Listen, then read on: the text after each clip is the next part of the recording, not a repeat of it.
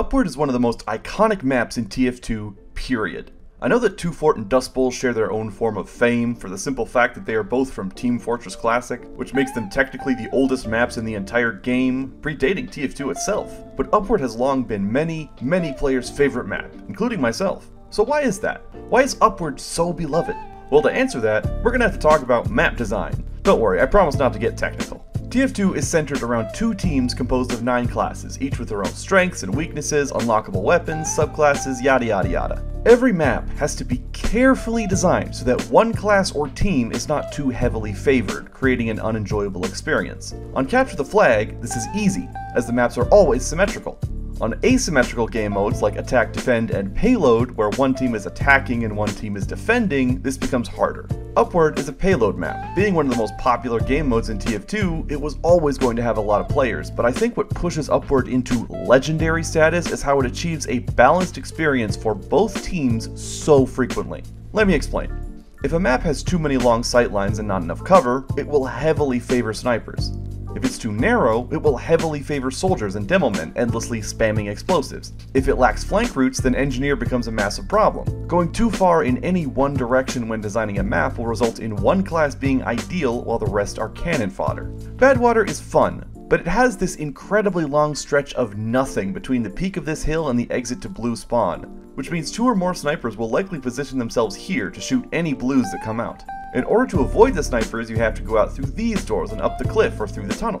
But both of these doors exit facing the tunnel, which snipers can also completely lock down, despite the tunnel containing a curve. Posting a competent sniper on the hill and at the mouth of the tunnel will force most classes to go up the cliff, flushing them into the primary spot for sticky traps and sentry guns. And then, if blue manages to push through tunnel and caps the first point, they enter the second, very long sightline that snipers can dominate. There is no cover in this corridor except for this little alcove, which often has a sentry in it. The big problem with this sightline really is that there's so little visibility. You just can't tell if there are snipers looking down the corridor without exposing yourself to them. So if there are snipers there, you have to go through this building and get on the rooftop, which also usually has 2 or 3 sentry guns on it. Blue team just eats pain on this map for the first 2 points, because it wasn't designed with snipers' capabilities in mind. I wouldn't go so far as to say Badwater is unbalanced, but it has issues. Thankfully, the rest of Badwater is much more balanced, assuming blue team can muscle their way through the first couple points.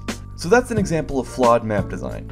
Why is Upward different? Well, let's look at the first point. We have a long sightline looking right into blue spawn again, and you'd think this would cause snipers to lock everything down again. But most of the time, that doesn't happen. That's because blue spawn has 3 exits, all of which are positioned so far apart from each other that a sniper cannot easily watch all 3 at once. If he stands here, he can keep an eye on 2 of the exits, but that forces him to stand closer to the enemy than most snipers want to be. This exit has a minecart which serves as cover. This one has rocks, and all of them are positioned in such a way that if a red demo or heavy or something is guarding one exit, you can easily ambush them by going out the other. Trying to position too close to blue spawn is almost always a death sentence for the red team on this map. They have to form a line further back, since they can easily be pressured from 3 directions at once if blue team coordinates. Getting closer to the first point, we have a 2-story building with a health pack in it, a small cliff, and the point. Engineers like to set up sentries here and make this place a kill box, but blue can easily push through since the natural path from one of the spawn's exits puts them on the high ground. By just leaving spawn and walking forward, you get the positional advantage over everyone standing here. Explosive classes can make short work of any sentry sitting on the health pack, and putting it outside the walls will leave it vulnerable to everything else. I've rarely seen engineers single-handedly stall blue team at the first point, which is good. You shouldn't be able to shut down the entire enemy team by just stacking engineers. We'll come back to that later. For another example of good map design, most good snipers like to stand here if the cart is approaching the point. This massive building prevents the sightline from becoming too long, and enables slower classes to approach the sniper spot without being shot. After point A, the cart rolls through this tunnel, but blue team can also walk over the tunnel on the surface if that's more advantageous, and it almost always is. Sometimes engineers like to set up nests on this walkway or buy this health pack to delay the cart, but it's too much of a confined space for them to do much more than stall it, since explosive damage can easily hit the gun and the engineer behind it just by shooting the walls or the ceiling. Setting up on this health pack is also risky, but for different reasons. There's a drop down right here where either a storm of explosives or a falling spy can easily undo all the work the Engie did building his stuff. It's not unworkable, but most engineers consider this spot inconsistent, especially since the enemy team can hide behind the cart to keep the sentry from targeting them. Now you might think that this long tunnel is perfect for soldiers to spam rockets down, and they can, but there's so much cover from the cart and this wall and these pillars that mindless projectile spam is little more than a stalling tactic and not even a good one.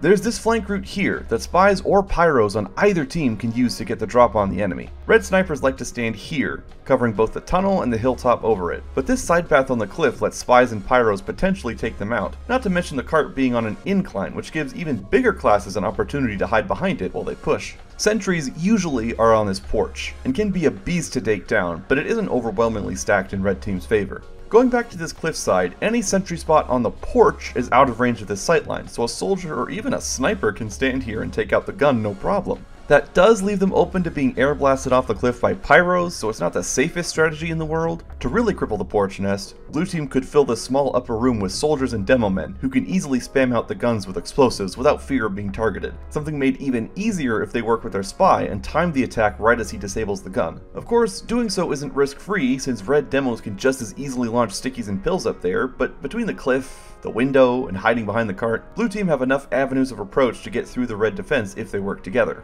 From the second point to the third is the longest stretch of track the cart has to travel. Typical sentry spots for red are here, here, here, and sometimes here. Red snipers like to stand up here, since they have a great vantage point over the cart. But this building gives blue a cover spot and prevents the sniper from becoming too oppressive. Red spies can use this basement to get the jump on the other team, and blue spies can use this cliffside path underneath the track to do the same. Again, preventing one single class from excelling in all areas is key to what makes this map so fun. It forces you to rely on teamwork and communication to win, and ensures that almost any class pick will be viable. Once the third point is captured, red team usually falls back to the last point to fortify, giving blue a few minutes of calm. The final point is here. If blue gets the cart into the pit, they win.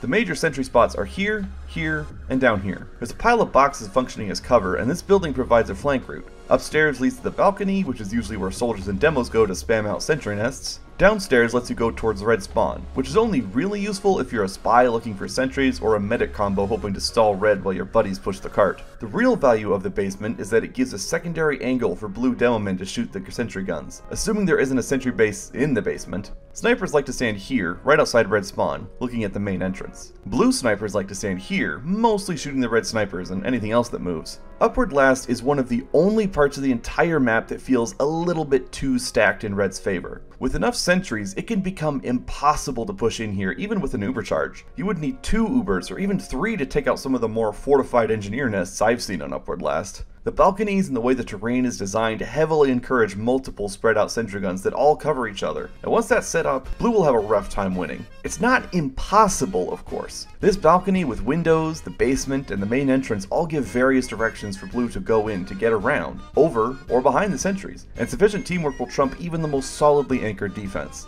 Upward Last is the one place where I think Engineer might be a bit too strong, but it's by no means game breaking. And it being at the end of the map means that even if blue team gets shut out here, they still got to play 99% of the best map in the game and will likely accept a loss with good grace. Yeah, like that's gonna happen. Any loss must be met with slurs in the chat. That's how real gamers do it. So yeah, the reason Upward is so beloved is that it's fun for everyone. Anyway, that's my presentation. I hope you get an A+ even though I'm turning this in late.